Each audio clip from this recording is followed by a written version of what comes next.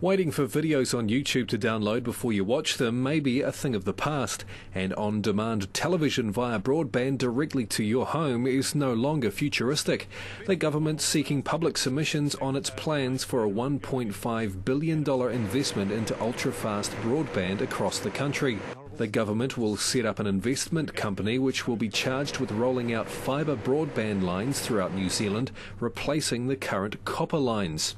Communications Minister Stephen Joyce released the government's proposal today, and that'll see ultra-fast broadband rolled out to 75% of New Zealanders over the next 10 years. Once finalised, this model will deliver on the government's commitment of ultra-fast broadband to 75% of New Zealanders where they live, work and study. The government expects the taxpayer investment to be matched by the private sector. It is possible that Telecom may seek to participate.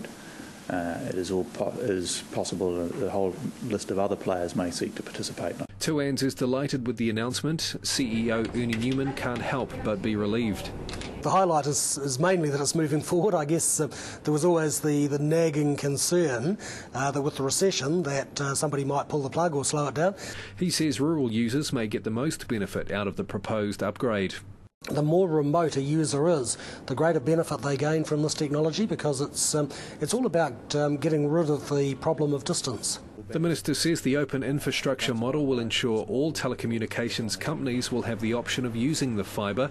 Mr Joyce says that'll ensure minimal government involvement in commercial operations, which the private sector is better positioned to direct, and says criteria are in place to ensure companies that invest in the scheme can't gain monopoly positions. Submissions have to be in by the end of April. Scott Kelso, N Zone Tonight.